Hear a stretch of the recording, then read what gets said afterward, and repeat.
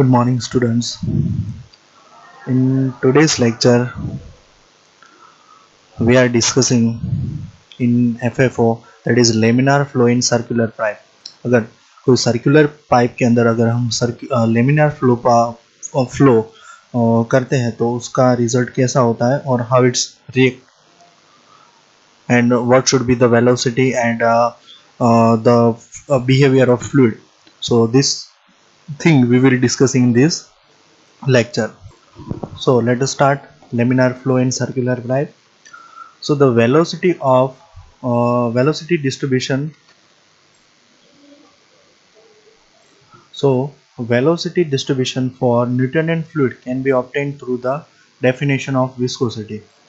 સૌથી પહેલા તો આપણને ખબર છે કે ન્યૂટનિયન ફ્લુઇડ અને નોન ન્યૂટનિયન ફ્લુઇડ કેવો છે, કોને કહેવામાં આવે છે કે જે ફ્લુઇડ ન્યૂટન્સ લો ઓફ વિસ્કોસિટીને ફોલો કરે છે, બરાબર, તો એને કહેવામાં આવે છે ન્યૂટનિયન ફ્લુઇડ. અને the Newtonian fluid can be obtained through the definition from the viscosity, and from the 7.5 equation can be written as a 7.5 જે equation છે, બરાબર, so તો એના પરથી કઈ રીતે આપણે લખી શકાય કે mu is equal to tau by du by dr, and the negative sign is that above equation is incorporated to take into the account for the અને જે ઇક્વેશન 7.5 આપણે જોયું હતું તો એ શું હતું, ન્યૂટન્સ લો ઓફ વિસ્કોસિટી માટેનું equation, બરાબર. તો ન્યૂટન્સ લો ઓફ વિસ્કોસિટી શાના માટે કહેવામાં આવે છે, mu is equal to tau by du by dy, બરાબર, du by dy. તો અહીંયા du by dr શું કામ લીધું છે, કારણ કે du by dy y એટલે ડિસ્ટન્સ અને અહીંયા ડિસ્ટન્સના ફોર્મમાં અહીંયા શું લીધેલી છે, રેડિયસ. અને આ જે નેગેટિવ સાઇન છે એ શું દર્શાવે છે, it is account to the fact that in a pipe u velocity decrease at radius r increase. એનો મતલબ એવો થાય છે કે જેવી રીતે રેડિયસ વધે છે, બરાબર, પાઇપની રેડિયસ જે પ્રમાણે વધતી જાય છે તો એ પ્રમાણે આ જે વેલોસિટી છે, velocity of the fluid it should be decrease. તો એના માટે આ શું દર્શાવે છે, નેગેટિવ સાઇન, બરાબર. Newton's law of viscosity is equal to tau is equal to mu is equal to tau by du by dy. Okay, or we can say that tau is equal to mu into du by dy, બરાબર. આ શું છે, Newton's law of viscosity માટેનું equation, બરાબર. નાઉ તો એની અંદર આપણે જોયું કે આ સાઇન શું કરવામાં આવે છે, નેગેટિવ. હવે રીઅરેન્જ ધીસ ઇક્વેશન, આ ઇક્વેશન આપણે ફરીથી રીરાઇટ કરીએ તો આ ઇક્વેશનને કઈ રીતે લખી શકાય, so equation can be rewritten as du by dr is equal to minus tau by mu. Now substituting the value of tau from equation 77, બરાબર, equation 77 શું હતું, જે equation 77 હતું એ શું હતું, એ જે આપણે equation જોયું, બરાબર, ન્યૂટન્સ લો ફોર ઇનકમ્પ્રેસિબલ ફ્લુઇડ, બરાબર. તો ઇનકમ્પ્રેસિબલ ફ્લુઇડ માટેનું જે ઇક્વેશન જોયું તો એમાં tau w upon rw બરાબર t by r હતું, બરાબર. તો એવી કન્ડિશન હતી. તો અહીંયા પણ એ ઇક્વેશનમાંથી આપણે શું મૂકવાની છે, વેલ્યુ.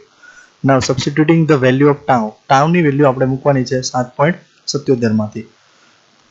તો એ ઇક્વેશનને આપણે જ્યારે જોઈએ તો tau ઇઝ ઇક્વલ ટુ શું થશે, tau w by rw into r, અને અહીંયા મ્યુ તો રહેવાનો જ છે. નાઉ હવે મ્યુને du ને સૂત્રનો કરતા બનાવીશું તો શું થશે, dr અહીંયા મલ્ટીપ્લાઇડ થઈ જશે. Okay, dr should be multiplied here.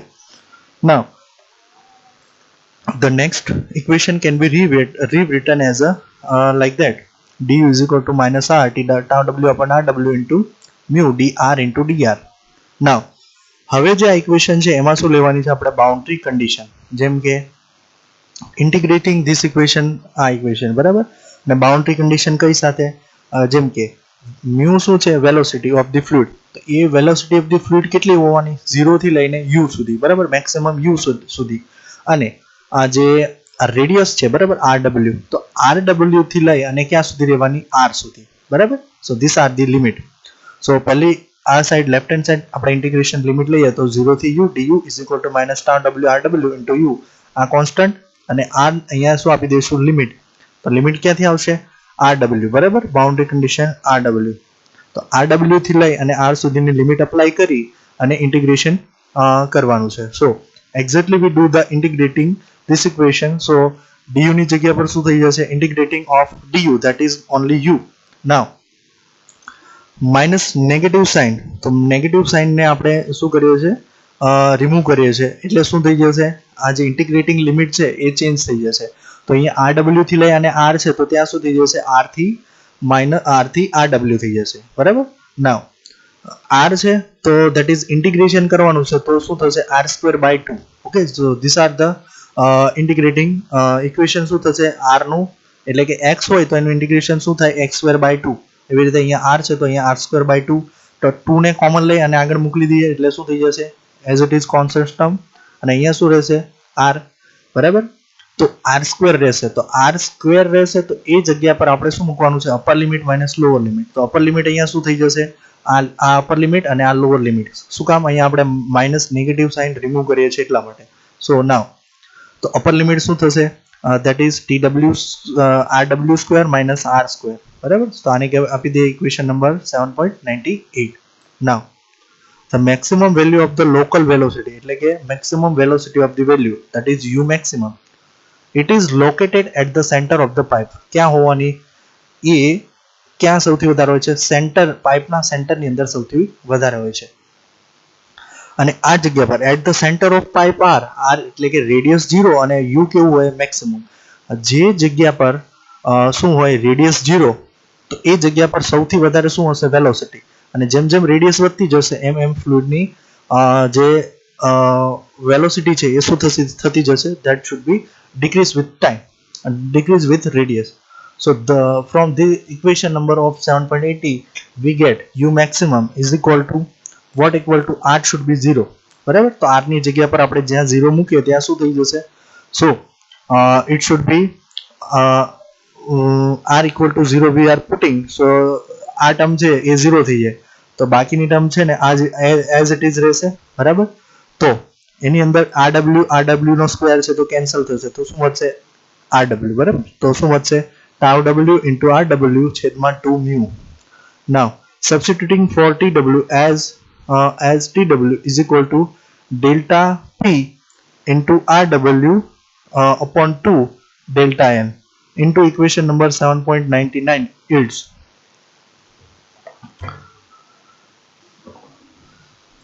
So now TW as a TW is equal to delta P into RW into divide by 2L2 into equation 7.19.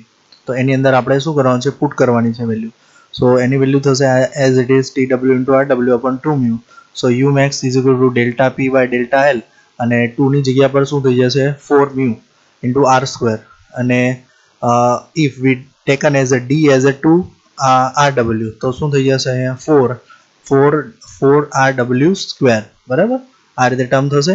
નાવ એટલે કે delta P D² is equal to જે છે term એ શું થઈ જશે D is equal to 2 RW. now dividing this equation 7.19 by the 7.100, જે 7.98 છે એના વડે ડિવાઇડ ઇક્વેશન 7 by the 7.100, તો આના વડે ડિવાઇડ કરવાનું છે તો શું થશે u by u max, બરાબર. આના બરાબર આ મ્યુક્સ, તો શું થશે delta P, okay, delta P D² and this equation, so these are TW and RW 2 mu. so to simplify this equation it should be like that u by u max, okay, like here TW by this equation divided by this equation. so the remaining equation z mu and rho is cancels and simplify these terms 1 minus r upon RW, that means r² upon RW². so u is equal to u maximum 1 upon 1 minus 1 upon r upon RW². જે simplification છે એ અહીંયા આ રીતે આપેલું છે બાજુમાં તમે જોઈ શકો છો, જે આ ઇક્વેશન છે, બરાબર.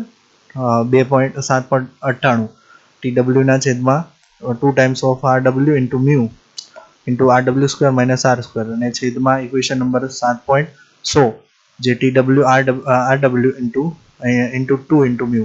તો આ બે કેન્સલ થઈ જશે, બરાબર. આ બેની વેલ્યુ કેન્સલ થઈ જશે અહીંયા બંને જગ્યાથી, બરાબર. TW ની વેલ્યુ કેન્સલ થઈ જશે, પછી mu ની વેલ્યુ કેન્સલ થશે, અહીંયા mu છે અહીંયા, તો રિમેઇનિંગ ટર્મ શું રહ્યો છે બરાબર, તો કે RW પણ કેન્સલ થઈ જશે બરાબર. તો હવે વધ્યું શું છે r square minus r square, okay, અને છેદમાં શું વધશે RW નો સ્ક્વેર બરાબર.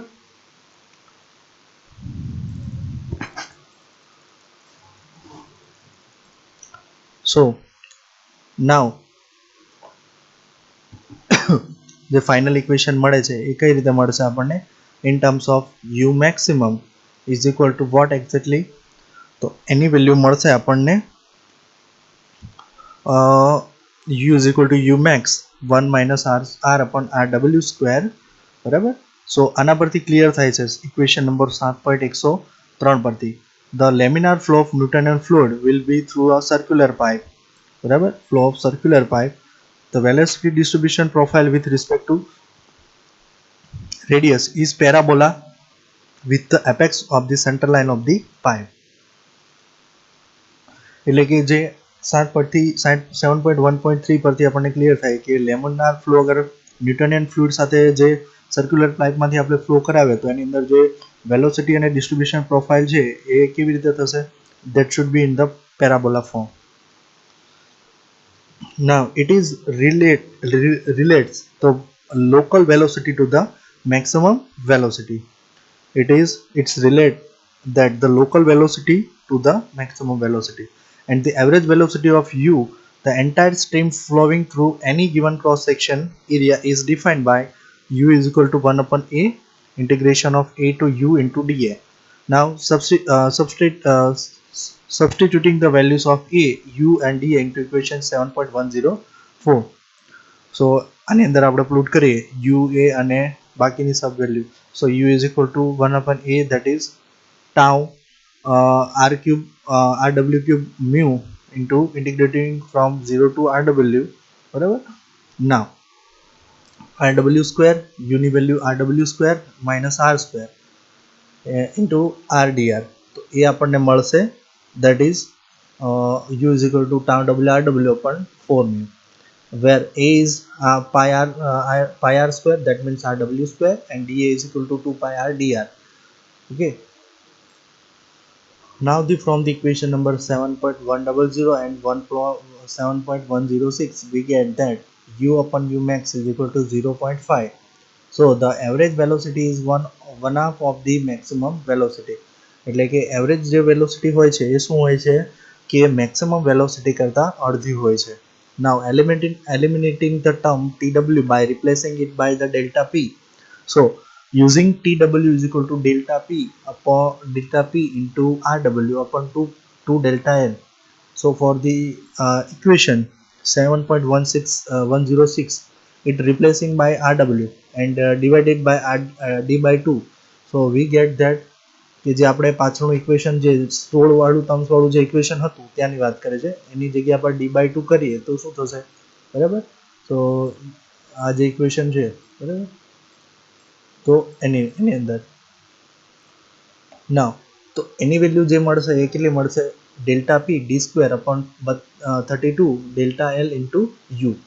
Rearranging this equation 7.108 and we get this delta p, that is 32 delta L mu into u upon d square, and delta L can be replaced by L. So delta L ની જગ્યા પર આપણે L લખી શકીએ છીએ કારણ કે entire length માટે આપણે ઇક્વેશનને ડિરાઈવ કરવાનું છે એટલા માટે.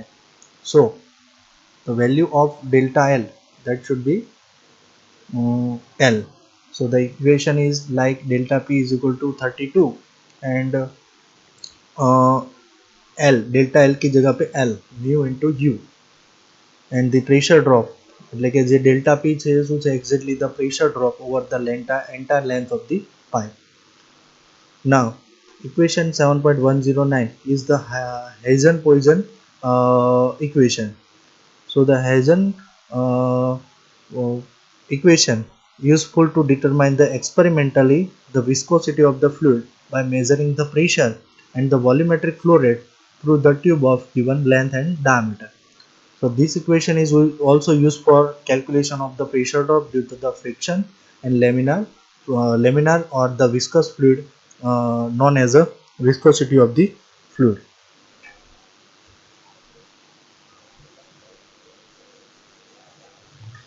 So this equation is 7.109 is 32 L mu into U and 2 about and divided by d square. So this equation is very also asked in a GTU. Okay. So these are the Hazen-Poisson's equations.